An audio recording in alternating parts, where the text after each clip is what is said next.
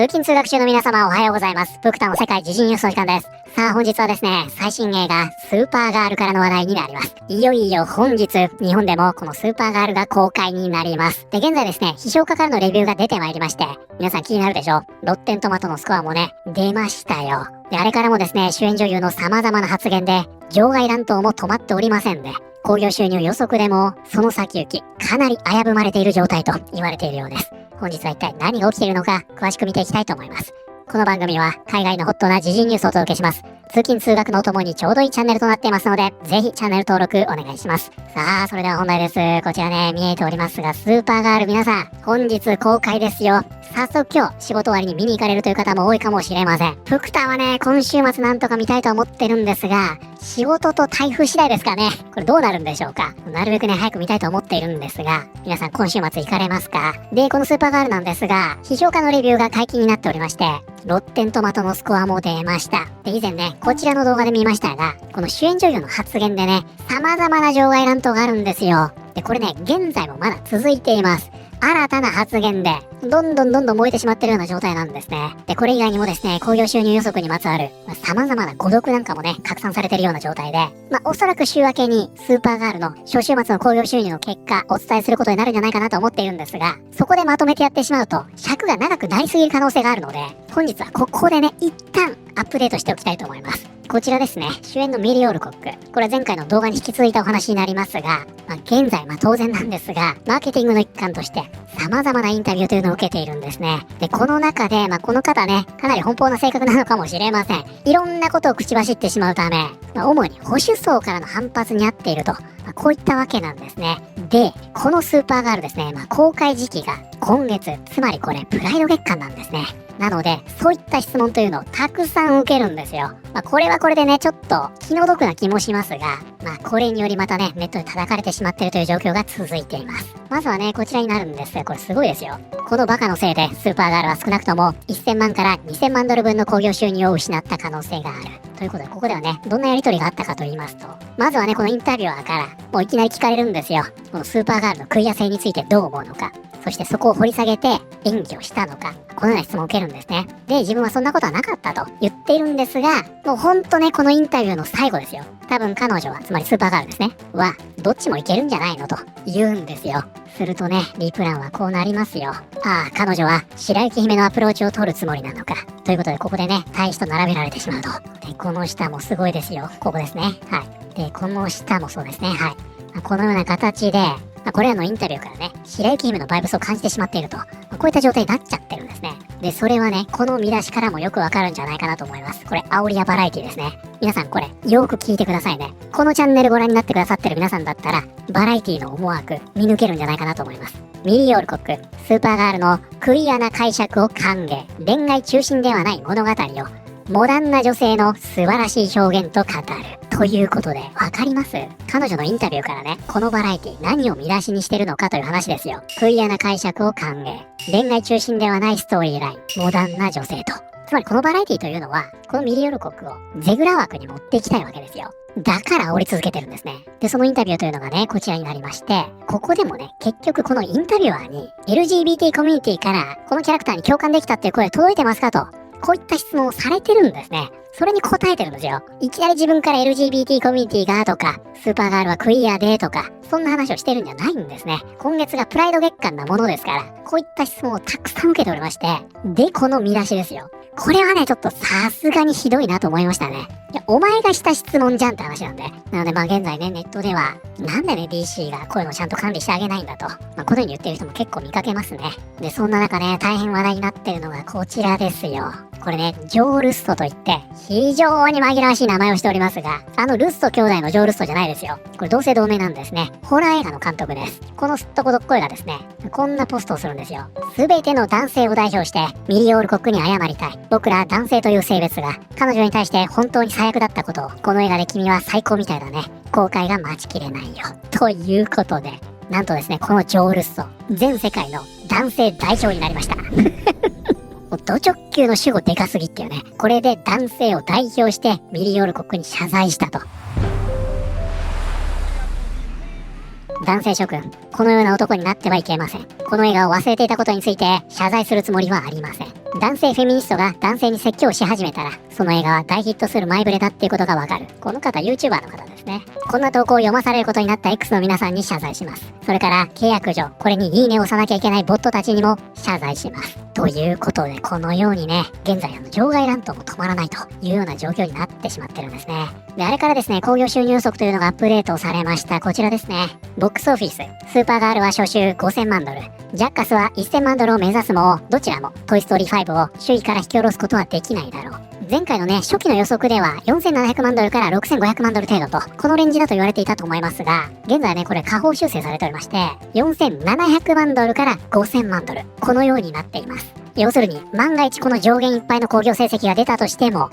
興行的大失敗作となってしまいました、ザ・フラッシュを下回ってしまうということです。つまりね、この予想のままでいきますと、このね、スーパーガールの初週末の興行収入、トイストーリー5の2週目の興行収入に勝てないということになってしまうんですね。初登場なのに1位を取れないということになってしまう。現在ね、このように言われています。こちらね、トイストーリー5になりますが、オールクリティクス 93%、トップ 87%、ベリファイドオーディエンス 95%、オールオーディエンス 93% ということで、評価もですね、非常に高く、これバジェットがね、めちゃくちゃ高いんですが、見てください、これ2億5000万ドルですよ。めちゃくちゃ高いんですが、もうね、初週末で3億ドル超えてます。ワールドワイド3億5000万ドルですね。このね、興行収入絶好調なわけですよ。なので現在ね、日本でもよく見るでしょ。初登場第1位、プロモーションができなくなる可能性があると。で、この予想に伴いですね、こちらデッドラインになりますが、こんな話が出てきまして、ファンが湧いたんですね。今週金曜日にスーパーガールが公開されると。本作は80社以上のスポンサーとのプロモーション提携を実現し、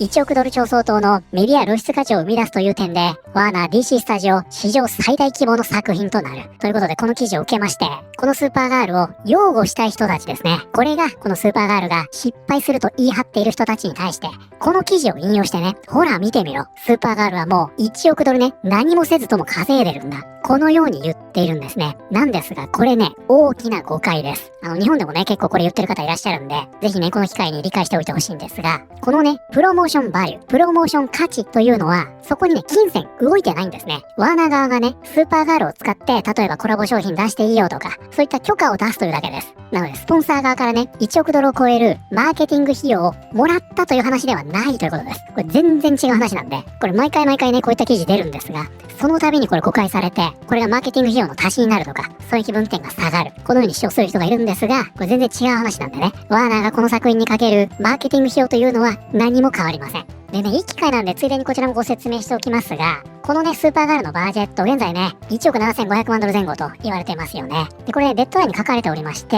スーパーガールの制作費は、世界規模の宣伝、配給を除いて、1億7500万ドルネット。ということでね、こちら見えますか？ 1 億7500万ドルネットとあります。このね、ネットというのは何なのかというと、これつまりね、税額控除や補助金、これがすでに差し引かれているということを意味しています。なので、このスーパーガールの制作費、1億7000万ドルとか1億7500万ドルと言われるんですが、もしかしたらね、ここからさらにね、税額が引かれると思ってらっしゃる方いらっしゃるかもしれませんが、少なくとも現在ですね、このデッドラインの記事ベースで言うと、この数字というのは、全てを差し引いた後の額ということなので、このネットというのはそういった意味ですね。なので、本来であればこのスーパーガール、実際のところはね、今後また、フォーブスのね、キャロライン・リードさんが記事出してくれると思いますが、少なくとも今のデッドラインの記事ベースで言うと、2億ドルは優に超える制作費をかけている作品と、こういったことが推測できるわけですね。これがマーケティングバリューとネットの話。ちょっとね、頭の隅に入れておくといいかもしれません。ということで、スーパーガールのロッテントマトを見ていきたいと思います。現在、オールクリティクスしか出ていませんが、57% ロッテンと、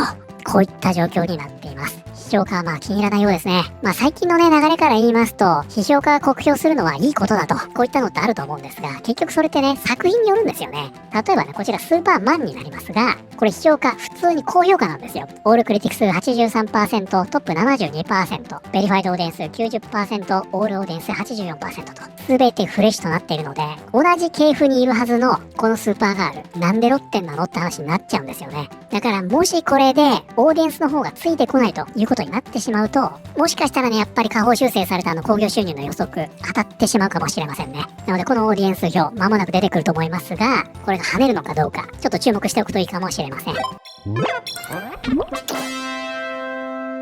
こちらにトップクリティクスをいくつかね、見たいと思いますが、まずここフレッシュですね。ザ・ラップ。結局のところスーパーガールは DC ユニバースを堅実に引き継ぐ作品ではあるものの、前作スーパーマンほどの完成度には達していない。多くの不満は本来ならもっと良くなれたはずという期待に応えきれなかった点にある。皆さんこれフレッシュですからね。この下もそうですね。スーパーガールを見終えた時、私の頭に残っていたのはカーラのことだけだった。もっとこの下向きで完璧ではないヒロインを見たいと思ったし、このユニバースで彼女が次にどんな役割を果たすのかとても気になった。ミリオールコックは再構築された DC ユニバースにエネルギッシュな存在感をもたらしている。しかし彼女にはその才能に見合う作品を与えられていない。クレイグ・ギレスビー監督のスーパーガールは迫力に欠けるアクションと印象の薄い敵役に足を引っ張られたまとまりを欠く作品となっている。ハイリッシュタイムスはひどいですね。スーパーガールはジェームズ・ガンによる2025年版スーパーマンのうんざりするような作品よりは間違いなく最後まで見てられる。しかしそれは胸膜炎にでもならない限り大抵の作品に言えることだ。ね、褒めてるようでけなしてると。マッドマックスやスター・ウォーズの場面をオレンジがかった灰色の色調で延々と焼き直した映像を見せられているようだった。弾丸よりも早く高いビルもひとっ飛びで飛び越えるのは誰だ。スーパーガールが示す新しい答えはそんなもの誰が気にするだ。ジェームスガン大成下で公開される DC 映画として2作目となる本作スーパーガールには見どころもある。しかしカーラのパンクロックのようなエネルギーに見合うだけの魅力を脇を固めるキャラクターや物語が発揮できておらず、作品全体としてはその勢いに追いつけていない。ということで、評価はね、おおむね主演のね、ミリオールコックに関しては評価してるというような印象ですね。そしてここにもあるようにね、その周りの敵役、これがちょっと薄い。あとストーリーが弱い。おおよそこういった評価に落ち着いているのかなというような印象です。で、そんな中ね、僕た少し気になってることがありまして、これなんですよ。メアリス。そのね、名前の通り、DI を掲げるフェミニストサイトですね。ここがね、非常に気に入ったということで、スーパーガールデビュー、ミリオールコック演じるカーラは